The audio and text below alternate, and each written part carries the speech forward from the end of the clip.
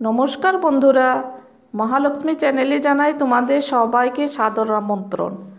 আজ নিয়ে এসেছি পুরনো দিনের ঘরোয়া রান্না বাঁধাকপির নিরামিষ সবজি। এর জন্য প্রথমে একটা বাটিতে 1 চামচ হলুদ গুঁড়ো, 1 চামচ থেকে একটু কম জিরে গুঁড়ো, ধনে গুঁড়ো একটু জল দিয়ে ভিজিয়ে রেখেছি।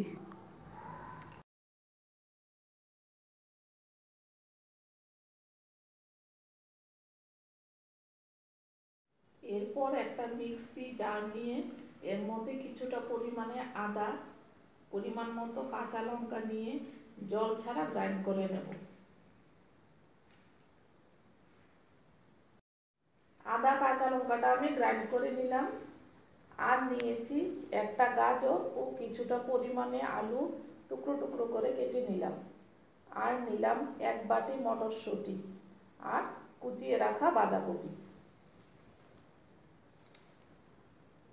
গ্যাসে কড়াইটা বসিয়ে সর্ষের তেল দিয়ে দিলাম। রান্নাটা আমি সর্ষের তেলেই করছি। তেলটা গরম হয়ে গেছে, দিয়ে দিলাম শুকনো লঙ্কা, তেজপাতা আর দিয়ে দিলাম 5 ফোড়ন। 5 ফোড়নটা ভাজা হয়ে গেলে দিয়ে দেব গাজর ও আলুটা।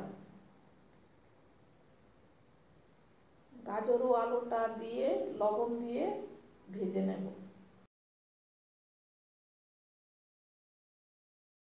গাজর ও আলুটা ভাজা হয়ে গেছে, এখন দিয়ে দিচ্ছি গ্রাইন্ড করা আদা ও কাঁচা লঙ্কাটা। আদা ও কাঁচা লঙ্কাটাকে ভেজে নেব।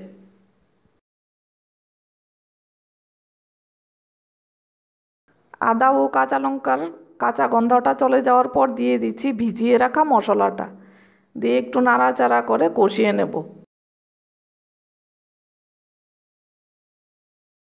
মশলাটা মোটামুটি কষানো হয়ে গেছে, এখন দিয়ে দিচ্ছি মটরশুঁটিগুলো। মটরশুঁটিটা দিয়ে আর একটু ভালো করে কষিয়ে নেব। মশলার সঙ্গে মটরশুঁটিটাকে আর একটু কষিয়ে নিয়ে এখন দিয়ে দিচ্ছি কিছুটা পরিমাণে বাঁধাকপি।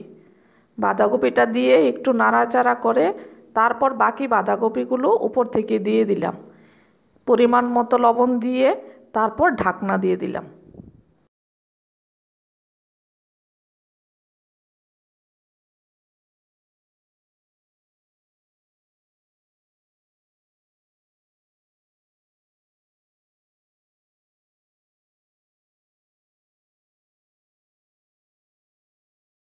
তিন চার মিনিট পর ঢাকনাটা খুলে নেড়ে দিচ্ছি, দিয়ে আবার 3-4 মিনিটের জন্য ঢাকা দিয়ে দেব। গ্যাসটাকে মিডিয়াম আঁচে রেখে দেব।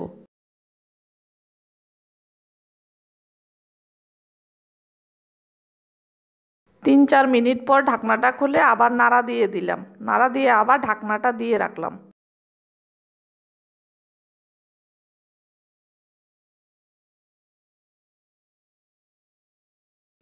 ঢাকনাটা খুলে আবারও নাড়াচাড়া করে নিচ্ছি।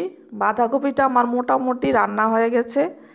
এখন আর ঢাকনা দেব না, এটাকে ঢাকনা ছাড়াই জলটাকে শুকিয়ে নেব। নাড়াচাড়া করে বাঁধাকপির জলটাকে একদম শুকিয়ে নিয়েছি।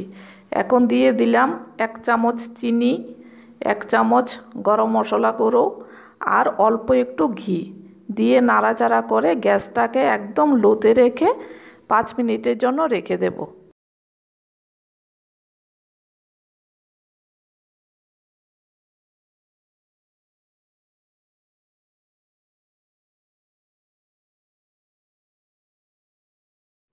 পাঁচ মিনিট পর বাঁধাকপিটা আমি নামিয়ে নিচ্ছি। রান্নাটা আমার হয়ে গেছে।